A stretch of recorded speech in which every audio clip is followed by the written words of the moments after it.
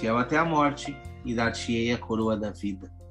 Quando que vai acontecer esse fato? Aí a gente vem exatamente no versículo 11, que traz essa promessa.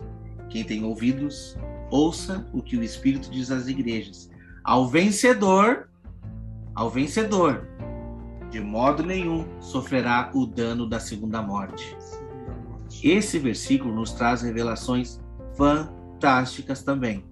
Nos liga ao Apocalipse com relação ao entendimento de quem fará parte daqueles que não sofrerão o dano da segunda morte. Enquanto o irmão estava falando, o Espírito me fez lembrar o que Jesus falou, de que aquele que amar a sua vida vai perder, mas aqueles que aborrecerem a sua vida vão ganhá-la para a vida eterna. Então aqueles que, como Esaú, se trocarem o direito de primogenitura por um prato de lentilhas, com medo de perder as coisas do lado de fora. Por isso que essa teologia da prosperidade, agora essa teologia do coaching, essas mensagens de autoajuda que nos faz aspirar em conquistar, é um espírito satânico, sutil, que está na mente de boa parte dos ministros, porque nos faz aspirar para termos as coisas. Mas só que a palavra de Deus, quanto mais se aproxima o tempo do fim, mais ela nos prepara para abrirmos mão de tudo. Como o povo lá em Hebreus capítulo 11, se eu não me engano, ou 10, verso 35, que eles abriram mão, se recusaram a ser livres porque almejavam bens superiores e permanentes. E no outro capítulo fala que eles preferiram morrer porque estava em vista uma ressurreição superior. De novo, igreja de Esmirna. Esmirna significa mirra. Mirra era preparado para embalsamar. Então essa igreja, uma característica, uma parte da igreja que não vai ver a morte, ela precisa abrir mão da sua vida para que ela tenha uma ressurreição superior. Por isso que Jesus fala para ela, consola o coração dessa igreja. O vencedor, de modo algum, sofrerá a segunda morte, porque ela vai alcançar a verdadeira vida. Em 1 Coríntios, conectando com Oséias 14, que está escrito lá, nós vamos dizer para essa morte que está ameaçando essa igreja de Esmirna, você está ameaçando a gente, nós não vamos nos dobrar, ainda que percamos a nossa própria vida. Agora, quando Jesus voltar, no dia da expiação, vamos dizer na cara da morte, onde está, ó morte, a tua vitória? Porque nós estaremos livres da segunda morte e teremos, de fato, os nossos corpos glorificados e a presença de Jesus e depois do milênio do Pai, para todo sempre, que os nossos olhos, as lágrimas dos nossos olhos serão enxugadas. Em Romanos, capítulo 16, verso 20, que o apóstolo Paulo fala a despeito das tribulações? Em breve, no dia da expiação, o Deus da paz esmagará Satanás debaixo dos vossos pés. Vocês perderam a sua vida. Vocês se prepararam adequadamente para perderem tudo. Não se venderam por um prato de lentilhas. Então vocês vão receber a vitória sobre a morte e estarão comigo para sempre. Então, essa é a mensagem que tem que ser propagada nos nossos dias, totalmente contrário à mensagem da prosperidade. Se nós não temos perseguição física, não tem nenhum problema em nós adquirirmos coisas, não tem problema. Mas o que está escrito em Salmo 62? Se as vossas riquezas aumentam, não ponhais nela o coração, porque vai chegar uma hora que nós vamos ter que abrir mão de tudo isso, a não ser que aceitemos a marca para poder continuar comprando e vendendo.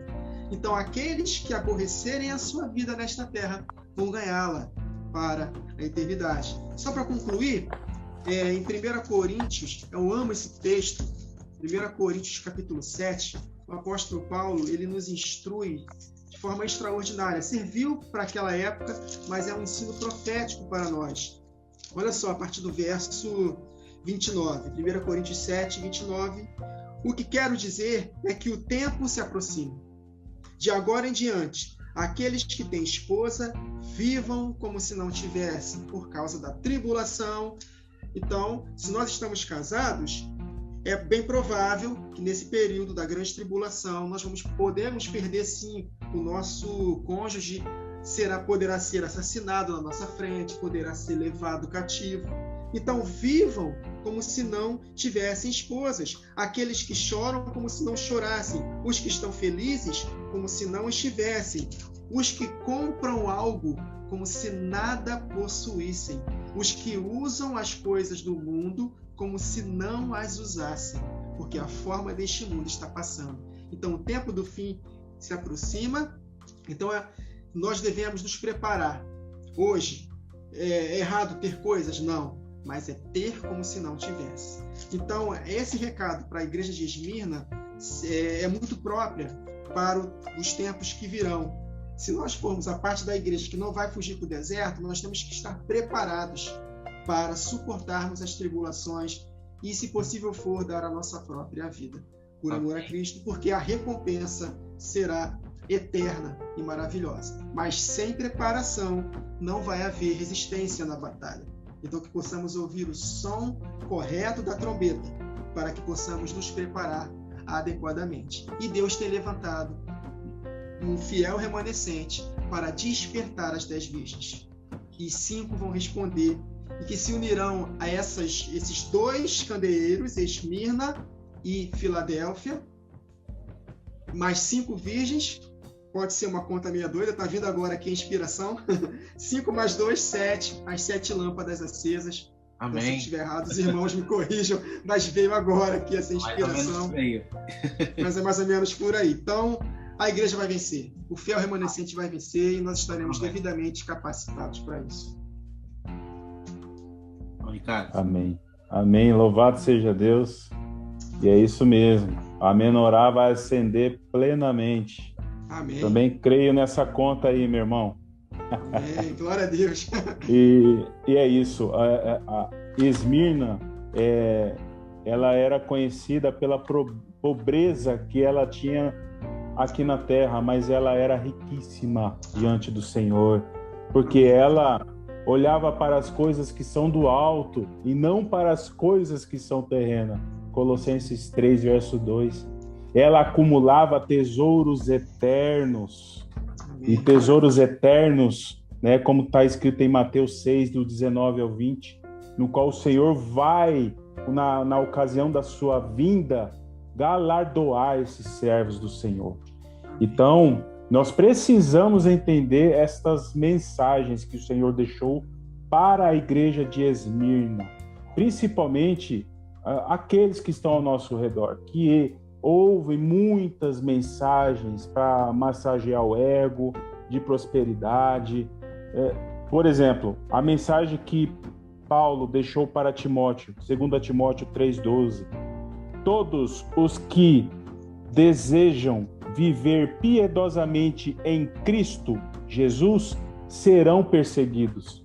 Essa mensagem não é falada hoje em dia, né? E é uma realidade.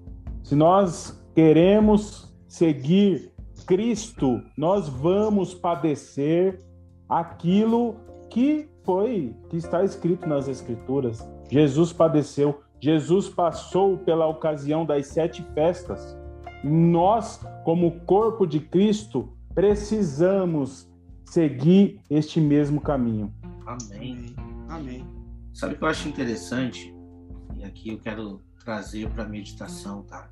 Quando a gente vai para a conclusão ali, a gente vê que, né, o versículo 10 ainda diz: ser fiel até a morte e dar-te-ei o coroa da vida.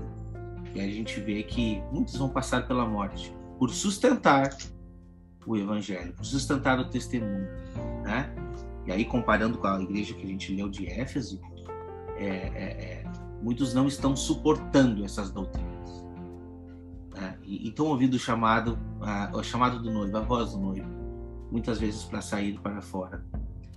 E o que eu acho interessante é que o versículo diz, né, que aquele que vencer de modo nenhum sofrerá o dano da segunda morte. E quando a gente vai para Apocalipse 20, a gente vê claramente, no versículo 4 em diante, que estão falando daqueles que foram mortos, né? Versículo 4: e vi tronos, e assentaram-se sobre eles, e foi-lhes dado o poder de julgar. E eu vi as almas daqueles que foram o quê? Degolados pelo testemunho de Jesus e pela palavra de Deus, e que não adoraram a besta, nem a sua imagem, e nem receberam o sinal nas suas testas e nem nas suas mãos, e viveram e reinaram com Cristo durante 1000 anos. Quando a gente vai para o selamento, a gente ainda vê, né, que essas mesmas almas estão clamando: até quando, Senhor? Não julgas e nem vingas o sangue daqueles que foram mortos por causa do testemunho. E aí foi dito a elas: repousa um pouco mais, até que se completem o número daqueles que vão ganhar carro novo, o número daqueles que vão ganhar casa nova, aqueles que vão ter uma vida de luxo. Não, até que se complete o número daqueles que vão morrer pelo testemunho do Evangelho. E olha só que interessante no versículo 5. Os outros mortos não reviveram até que os 1000 anos se acabaram. Esta é a primeira ressurreição. Bem-aventurado, aqui vem a nossa, a mesma ligação com o versículo 11. Bem-aventurado e santo aquele que tem parte na primeira ressurreição. Sobre este não tem poder a segunda morte, mas serão sacerdotes de Deus e de Cristo e reinarão com ele os 1000 anos. Aqui está a promessa mais importante. A promessa mais importante para a igreja. Mas não espere, que o irmão Wagner disse, não espere luxúria aqui. A gente pode trabalhar, a gente pode ter nossas conquistas, isso é direito do trabalhador. Mas não foque a sua vida nisso. Porque se você focar a sua vida nisso, talvez você vai deixar de lado o entendimento, você vai deixar de lado o mais importante, que é o nosso foco da nossa vida eterna, para receber essa coroa, a coroa da vida. Amém. É o que Jesus falou para o jovem, né? Para o jovem rico. Ainda resta ali uma coisa: vende tudo que você tem, vem, me segue, que você terá um tesouro eterno.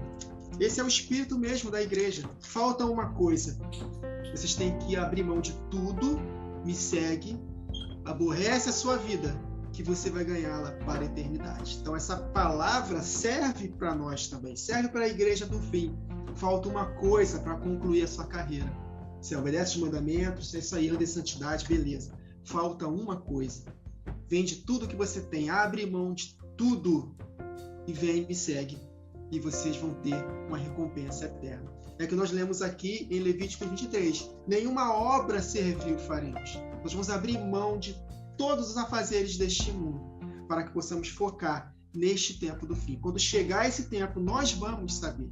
Se estivermos vivos e buscando Deus, Ele vai derramar água para nós que somos sedentos e vai nos capacitar. E nós vamos ter que abrir mão de tudo, não tem jeito. Então, se eu estiver planejando, não é errado planejar, mas se isso estiver ocupando o lugar do nosso coração, nós dificilmente vamos abrir mão de tudo.